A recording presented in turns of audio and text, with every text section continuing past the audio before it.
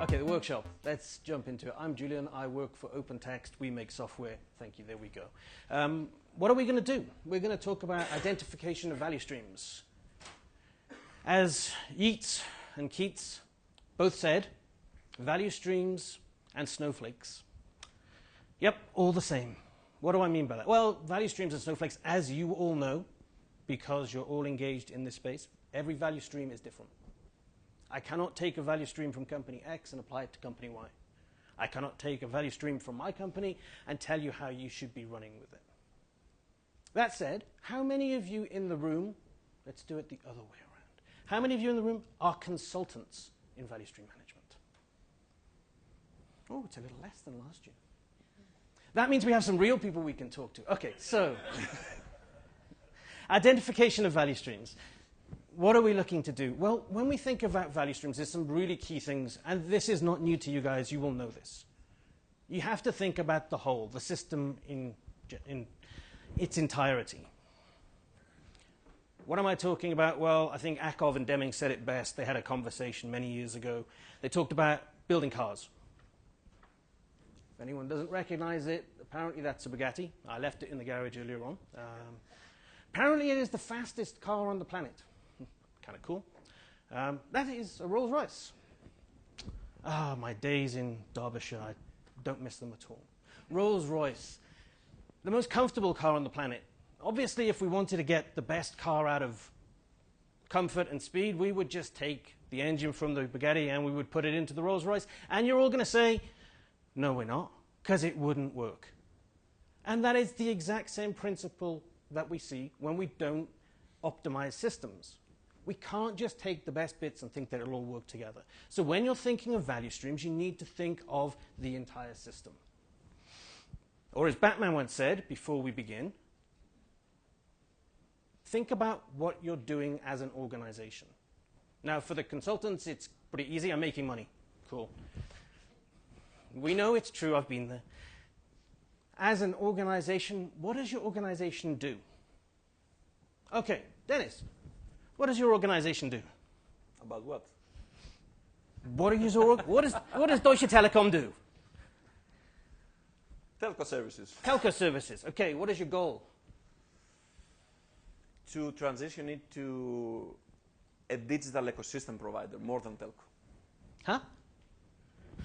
I'm sorry, pardon? What, English? Yeah. I'll do it in Greek next. Okay. It's actually harder than you think to explain what your organization does and what its goals are. And without understanding that, you can't drive your customer value. What do I mean by customer value? The reason that you're delivering and transforming your business to deliver value streams. Think about what you do. Think about what your organization does.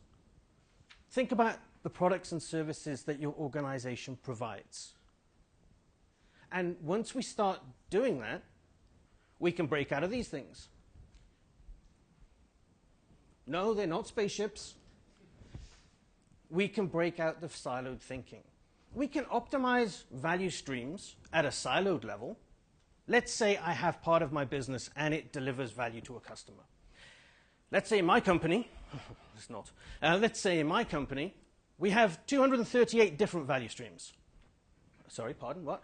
That sounds like a great conversation, doesn't it? Sounds like you could consult the heck out of it. Yeah. 238 products, right up until we got acquired by OpenText 6 months ago, at which point that bumped up to like 300 and something. 238, I know it well. Why? Because I looked at those 238 value streams and I scratched my head. And I said, what are we trying to do? We have 238 different products. Now, those of you who work in the real world, not the consulting world, sorry, keep doing it. How many product lines does your organization have? So, who has one product that is their business? Okay, 5. 5 products that delivers your business? No, 10. Who's at 10? Anyone at 10? We don't do text in my world, sorry. We don't do heads on bottoms and tops of heads, sorry. Show of hands will work. We're old school. 20. More than 20 product lines that deliver your organizational value? 50. Who's at 50? 50? Who's at more than 100 value streams or 100 different product lines? I should make sure I say that, not value streams.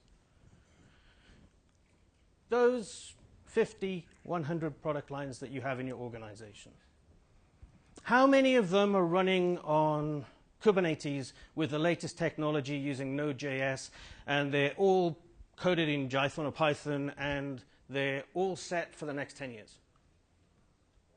One? Any increase on one? Who's more modern? Who's been doing the work? Who's been going through that whole transformation? We have a winner. Maybe two.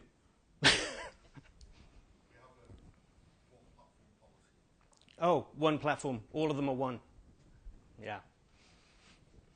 I like that one. One platform. We have dozens of different product lines that are all delivering value to our end customers. Those dozens of different product lines could be using the latest and greatest technology, or they could be like my company, where they might not be all using the latest and greatest technology. How do you deal with that, and how do you address the challenges where cross-divisional silos exist? Dennis talked about it really well. When you have different parts of the business competing with each other. Actually, that was an offline conversation, but yeah. Different parts of your organization competing. I see that in my business. I have technology that is 30 plus years old and generates probably $500 million of revenue. Yeah, it's quite a big chunk of change. And then I have next generation technology that probably generates about $50 million of revenue. Where do I focus? Which one's my value stream? Or for each of those different value streams that I have, which one should I look to optimize first? Because where are we going next? But what do we need to stay in business? We need money. Anyway, moving on. So silos. Let's ask the quick questions. Show of hands. Who is not doing digital transformation? I know that's not what the slide says, but that's just making sure you're awake. Okay, nobody's not doing digital. That's a good thing. We asked the question in the first session, where are you today? Now, I'm assuming, being as you're all thought leaders in the space of VSM, you're already looking at value stream management transformation. Show of hands, who is not? Okay, I was looking for the blackjack dealer who snuck in to get a free coffee, but we're good. And I guess when we're talking about this from a real-world perspective, what you have to think about is your current state versus your next and proposed state. As you're identifying your value streams, you have to think about where your organization is going. Because what is active today as a value stream and your customers it's engaging with could be superseded by other technologies in the near future. So you have to think, how do I address that? Where do we want to go tomorrow? Well, let's talk a little bit more. We know we have a bunch of different value stream types. So when we're identifying these value streams, we've got our business value streams. Sorry, that's a me word. In safe parlance, we like safe, operational value streams. Delivering value to customers, suppliers, employees, doesn't really matter. Those operational value streams or those business value streams are underpinned by some really important things known as digital value streams. Any of you who are in the digital value stream space, the people who are working on software and execution, building products that don't align with the business value stream? If you are, I would be very concerned about your future. Because if you're not driving value to the business, you're not going to deliver much outcome, and that's when people start saying, okay, next week, thanks, bye-bye. These digital value streams, they're broken up of a bunch of different parts and areas. So let's first show a hands question. Well, it's like the fifth one at this point, but in the room, how many people have identified their value streams? Nobody? Development and operation. Both. How many people have identified 5 value streams? How many people have identified 5 to 10 value streams? How many people only have one value stream and it's the best one ever? Okay. How many have done 15 to 30? Oh, now we're getting there. How many of you have actively identified 30 to 50 value streams? How many of you are just here for the free coffee? Okay. How many of you have identified that your organization has 50 or more? Lockheed, sitting in the corner, saying, we're different because we're a product company, but we're not. We're a software company, but we don't know what we want to be. I had a great line from a guy called Bob Ventimiglia, who many folks in the CMM space will know from years and years ago. He used to work at Lockheed Martin, and he said, when we build my products well, they kill people. He said, and if we build them really well, they kill even more people. That can be edited out of the video. But sorry, Helen. Okay, so we have identification of value streams. Audience participation time. Where are the value streams? Everywhere? The consultant answered with everywhere. Wait a second. Hang on. There's business and operational. Oh, nice. There's. Oh, we have a winner. We have a star. Which ones touch the customer? That's the key with the identification of the value stream. Where does the value stream interact with the customer? If you understand that, and it's a great way to start through your identification process, back end first, which sounds it's oxymoronical, but start at the back, identify the customer interaction points, and use that to build back your value streams. So in this case, it was a little bit of a trick because there were 9 boxes and there are still 9 boxes. They're just organized slightly differently. That security one. Yeah, I know we're in a random abstract conversation now and there's some boxes with security. Why has that one got a customer? Trust. Could be. Internal. Bingo. Another winner. That security value stream might well be used by all of those other value streams. And when we're identifying our value streams, that's another key consideration. It isn't just the, hey, what are we doing? But it's the, how does this interact with all of the other components that we have, the other value streams? How does this build? I'm going to get all Deming again. How does it build our system? And how does it all tie together? Now, imitation is the greatest form of flattery. There you go, Steve. I stole that from you. As Steve rightly put a while back, compound value streams, seeing the system. That same model. As you're identifying your value streams, how do they interact with each other? What does that mean? And how do you optimize where they interact? Because we're not just identifying value streams because it sounds like a great way to make money this month. We're optimizing and identifying our value streams so in the long term we can improve the business outcomes of the organizations that we're working with or working for. That could be through better customer interaction programs. So for example, your Christmas interaction doesn't sit there until February and then expire. It could be because you need to modernize your customer base to take them from old technology to new technology. Or it could be because your entire organization, from the product lifecycle side all the way through to the engineering execution side, is going through a complete transformation, as we see at Lockheed. I just like corn. That's the only reason I put it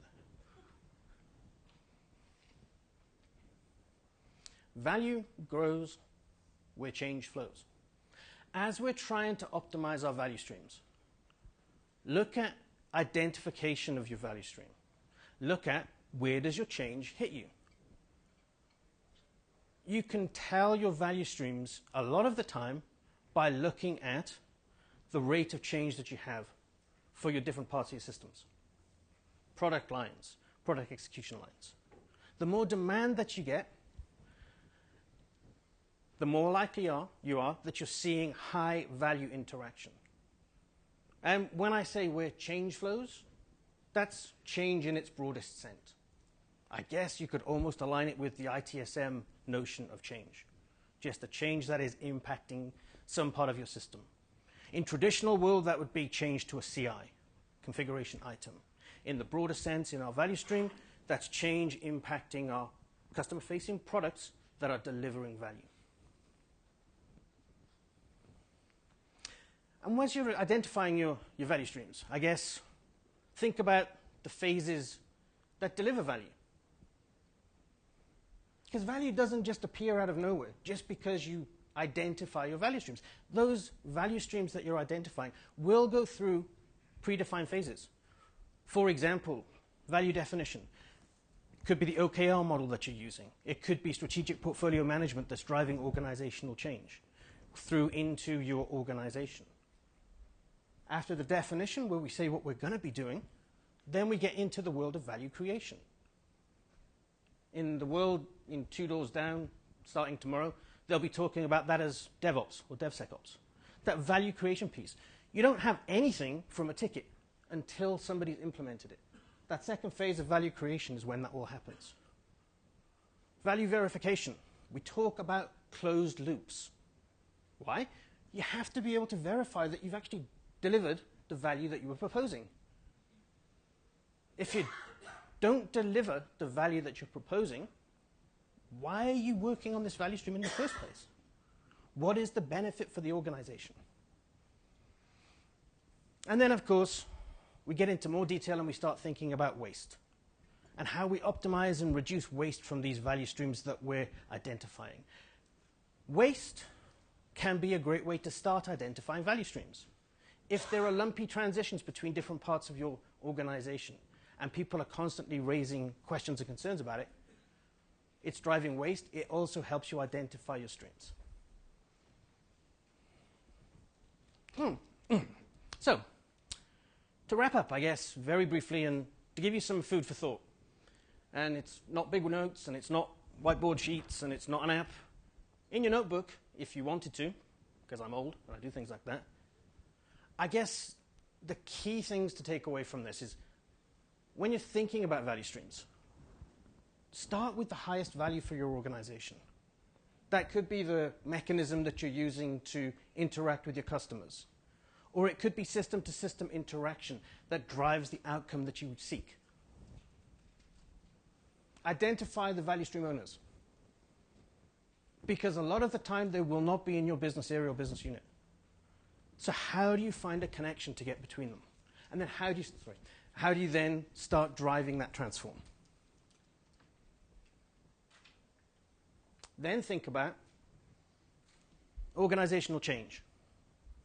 None of this is static. Your value streams are dynamic. They're changing daily. In Dennis's example, it's a prime example. We're interacting with the customer. Things are changing on a weekly basis. Why? Because we're seasonal or we're transactional and we're trying to drive more customer attraction. So think about how organizational change, that could be through acquisition, that could be through transformation, that could be through modernization.